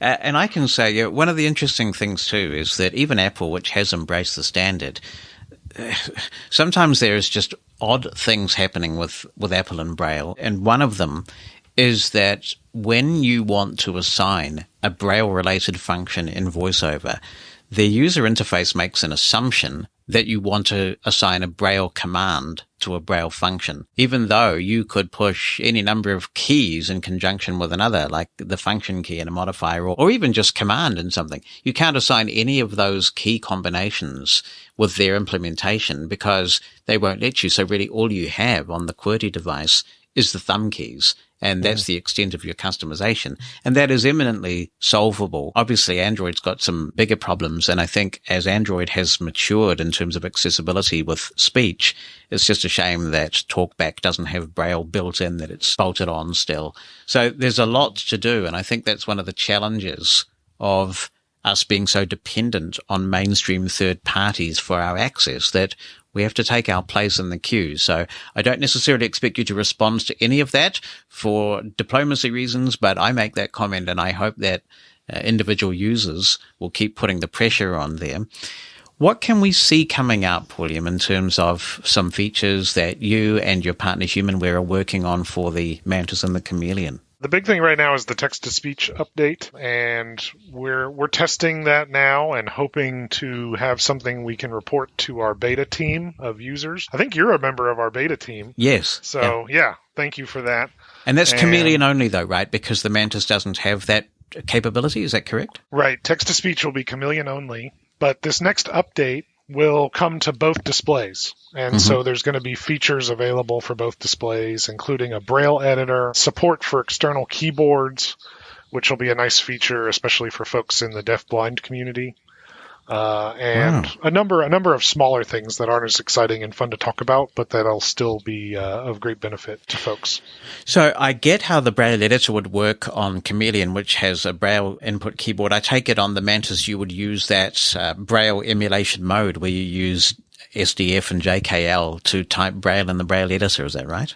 Exactly. And, we talked about don't edit BRFs, but there are people, especially people that are either in school or work in Braille, that really want the ability to make small edits to their Braille files and keep them as Braille files. And so this will allow you to open a Braille file, read it as Braille, it's not going to be back translated into print. It's going to stay as Braille, which is also a huge benefit for folks like if you want to read music Braille.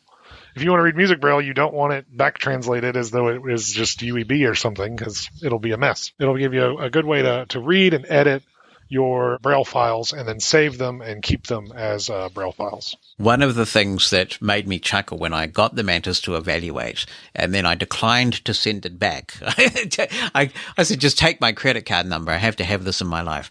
But one of the things that I thought when I looked at this Mantis as a former product manager was, OMG, this is just ripe for scope creep because there's so many things that people want this thing to do. How do you draw the line? Where is the boundary? And I suspect that's quite a difficult question between what you would expect to be functionality built into a more expensive, fully fledged note taker and what you would put into a device like the Mantis. Yeah, William, how do you draw that? Yeah. It's a really good question. See, I'm glad I can ask the questions these days and not have to answer the Yeah, no, it's a really good question. And I mean, part of it's been based on, I feel like we have a great relationship with our users. And I love how active the mailing list has been and getting that direct feedback from users and folks being comfortable telling us, hey, I don't like this. I want to hear it when there's something they don't like and when there's something that folks want. We've had a number of very successful surveys. I don't know how much folks like your listeners are going to be aware, but nobody fills out surveys in our field.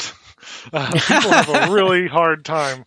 And I've been super successful because people are so passionate about these products of getting survey responses. So much so that my other product managers have been like coming to me like, how are you getting people to fill out surveys? And it's like, it's easy. Like, when folks care this much about the product, like they will fill out the survey and tell you what they want and tell you what they think.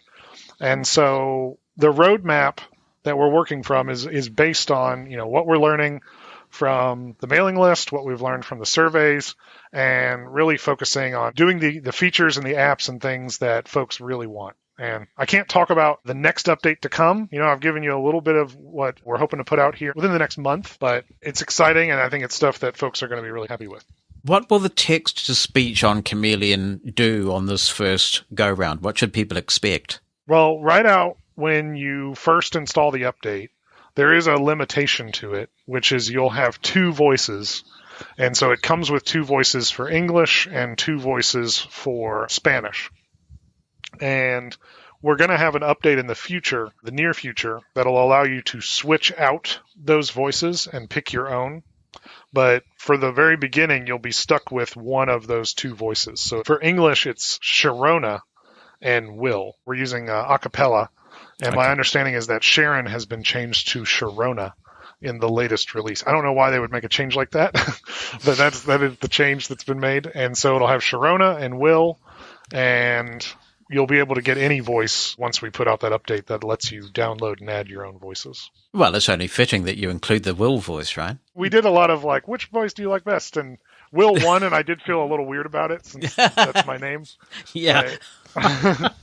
Yeah.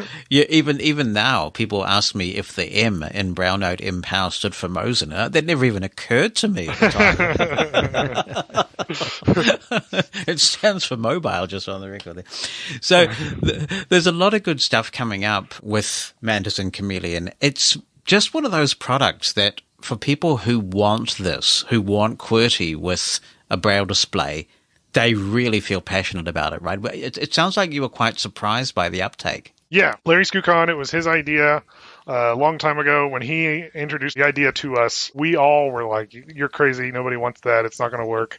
What are you talking about? And yeah, he was absolutely right. People really did want it. We had people tell us, like, when we were like shopping it around, we had people tell us, like, you're crazy and you're going to lose money and no one's ever going to buy that. Don't even bother. And yeah, he stuck to his guns, and the field testing backed him up. The early feedback we were getting backed him up, and then the history over the last 2 years has backed him up. So, kudos to Larry for seeing his vision through there. And just to chime in on that, I think it's also a matter of timing as well. I remember folks telling me that Larry had been pitching this product for years and years and years and years and years before it got accepted.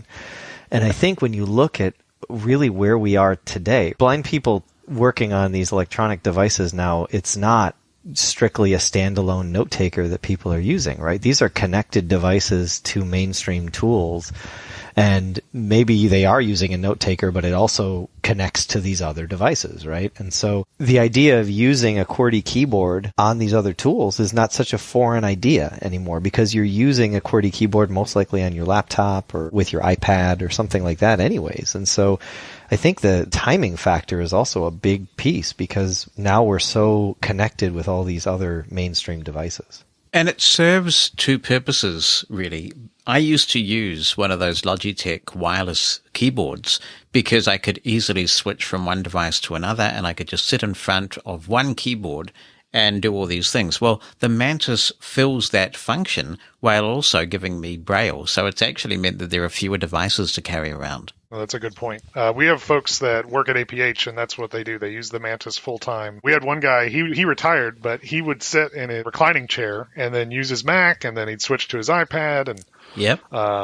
Just have the Mantis in front of him. Well, it's been great to catch up with both of you, and people can go to aph.org. Just as we close, how do you intend to keep people up to date with the progress of the eBRF format? Because I think there'll be a lot of interest in this. Is there a way that people can keep tabs on how it's evolving? As William mentioned, we're going to be creating a mailing list for the eBRF, and with the dynamic tactile device, we are going to be putting out update blogs as time progresses. We're also going to be at all of the summer conventions, giving updates there. And we do have an active email address if you have any questions or suggestions or just want to be interested receivers of information. You can email DTD, Dynamic Tactile Device, dtd@aph.org. That goes to me, or I'll see those emails, and we can go from there. Brilliant. Thank you both for your time and your generous contributions to the show today. Really appreciate having you on. Hey, thanks so much, Jonathan. On Twitter, follow Mosin at Large for information about the podcast, the latest tech news, and links to things we talk about on the podcast. That's Mosin at Large, all one word, on Twitter. Thank you for your email, Christian Bertling, which says, "Hey, Jonathan, do you know if Spotify supports navigating podcast chapters? I want to switch all my music and podcasts over to Spotify because it's cross-platform and it has both music and podcasts in the one app. But I love the chapter support in your podcast so much, I will refuse to switch to Spotify if it doesn't support podcast chapters." Thanks, Christian. I don't use Spotify for podcasts myself. In fact, I don't really use Spotify at all. But I did some research on this, and it seems that podcast chapters are a fairly frequently requested feature. But at the moment, it looks like no podcast chapter support on Spotify. So you're going to have to refuse to switch unless you can persuade Spotify to implement the feature. It is such a handy feature, though, isn't it? Especially with a long podcast like this, where there are distinct sections, and there may be one section that doesn't interest you and another one that does. Being able to skip around the podcast that way is so cool. And believe me, on the rare occasions where I push a wrong button and we don't generate the podcast chapters, within minutes of me publishing the podcast, I start hearing about it from listeners. So it's obvious that the podcast chapter feature is super popular. Here's a good question to throw open to the Mosin at Large community, and it comes from Edwin Koo, and Edwin says, "Hi, Jonathan. A quick question. Do you know of any macro recorder that allows one to perform repetitive tasks in Windows?" Edwin, it's been a while since I looked for something like this, but when I needed one, I was using something called Macro Scheduler. It was really accessible, and as some Americans like to say, hella powerful. It is very powerful, this thing.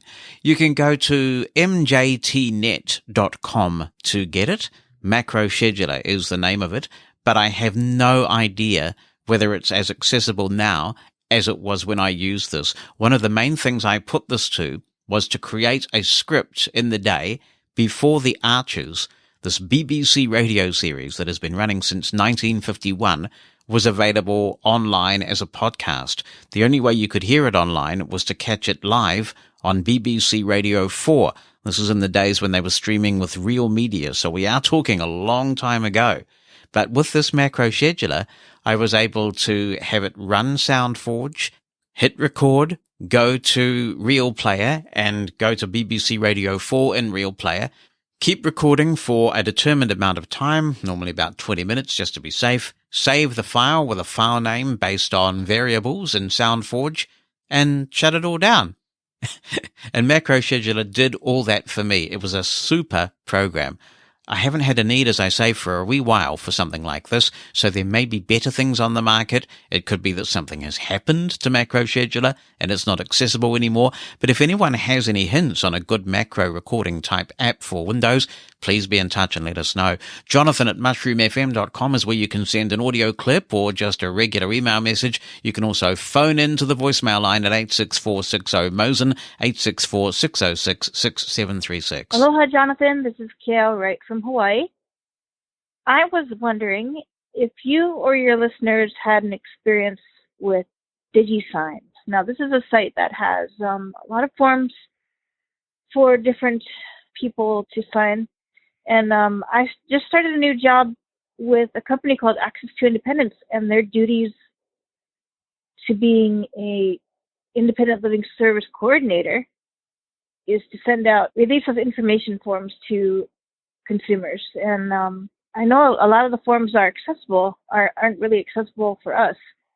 But is there a way to manipulate a field to put in like a signature or something along those lines, and to use DigiSigner to send the form to a person? First of all, Cal, congratulations on the new job. That is great news. I have heard of DocuSign before, but I've not heard of DigiSign. That's one that has not made it here, at least to the best of my knowledge.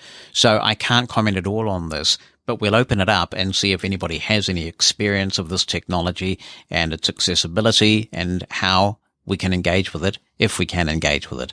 Let's hope we get some comments back that will help you out on this. Hello to Dave Carlson, who says, Jonathan, if this has not been brought up, I would like to know if anyone else is irritated with the presence of the vertical scroll bar in the Photos app in iOS. I'm not able to swipe through my photos without being caught by the VSB immediately. It is very frustrating. Does anyone know of a fix for this?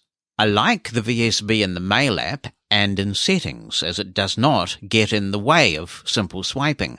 I'm running the latest iOS 15.4.1 on iPhone 12 Pro, if that makes any difference. Thanks for your excellent podcasts, says Dave. Well, thank you for writing in, Dave. I can't duplicate this, but I am running the latest beta of iOS 15.5, so it's possible that it's been resolved. I have the same phone as you. I have the 12 Pro Max, actually. But I'm not seeing this. I have found, though, scrolling through the Photos app pretty convoluted in general. It just doesn't seem to reliably keep focus. I have a lot of trouble locating the photo that I'm looking for, particularly if I've just taken one. It seems to be really difficult to get to it. So I'm not seeing the vertical scroll bar thing, but I just think the Photos experience really isn't that great compared with many of Apple's stock apps, which of course are exemplary in terms of accessibility. Perhaps somebody can comment on this vertical scroll bar. It's a funny control, that one, because sometimes it just doesn't behave like I expect it to behave. I have very long threads of messages. For example, obviously Bonnie and I have a very, very long message thread, and I keep my messages. I don't delete them. And I thought it would be fun to just scroll through those old messages just to see what we were talking about 5, 6, 7 years ago, because I've got messages that go back that far. And what I found was there was a vertical scroll bar at the bottom, which I think was supposed to have you scroll through this long thread of messages. But it didn't appear to take me to the beginning, no matter what I did with it. And I ended up having to perform a 3-finger flick down to scroll little pages at a time. And it took me ages to get back to the beginning, a long time. So I don't know, that vertical scroll bar is a curious creature. Maybe somebody else can comment on this, Dave. Hello, Rick Roderick. It's always good to hear from you, Rick. And he says, I have an old computer. It is a Dell that I got in 2014. It still works great for most things. I am running Windows 10 and the latest version of JAWS. For several months, Outlook is getting stuck on certain messages. JAWS literally stops working. And when I start it again, I find myself in the list of messages, not in the messages themselves. This happens most frequently with emails from American public media. I will send you a sample. And Rick indeed did send me a sample It's a very rich, busy message, and it looks to me like one of those mass mailings that may have been sent out through a service like MailChimp. I have also experienced some issues, not as drastic as yours, Rick, but where you get some of these MailChimp-generated messages that are full of decorative tables and images and that kind of unnecessary clutter. And sometimes those messages can bog JAWS down. What I suggest you do is see if you can get on a tandem session with one of the techs at Freedom Scientific, or send them a sample of the message and explain exactly what the symptoms are. If you can produce this on demand, so if you can keep a message where every time you open it, it does this, I suspect that somebody from Vispero's escalation team may want to have a look at that with you, tandem into your computer and see it in action so that they can try and narrow that down. So I know you've got a lot of good tech-savvy skills there, Rick, and you'd be doing everybody a favor, because if you're having this problem, I think the chances are quite high that someone else is. If it is unique to you, maybe Freedom know of some sort of fix that you can apply. Very best of luck with getting that resolved. If you do get it resolved, do let us know what the magic trick was. Hope you had a lovely birthday. Anyway, I'd like to come in here to pay tribute to Bruce Russell. Now, for those outside New Zealand who won't know who Bruce Russell is, he worked on radio for many years, maybe through to about 50 years or so. But I got to know Bruce from King Country Radio, 1512 King Country Radio in Taumarunui. When I would go home for the school holidays, Bruce was doing the morning show, reading the news, or he would do the normal on-air show. I have a cassette recording of Bruce wishing me a happy birthday, happy 17th birthday in August 1995. Unfortunately, I didn't win the Primo Milk that day, but quite a few people I remember. I also celebrate my birthday with that day as well, and I still have the recording. Sadly, I don't have anything to play it on. Often, if you listened to News Talk ZB, you would hear Bruce overnight from midnight to 6 or midnight to 5, I think it was. And he'd be in the newsroom 6 hours later doing another 6-hour news shift. And it just happened to appropriately be that he died at the News Talk ZB news desk, preparing to go on air.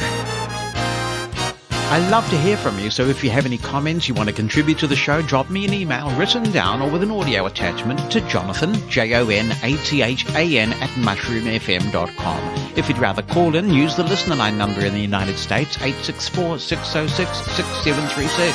Mosin at Large Podcast.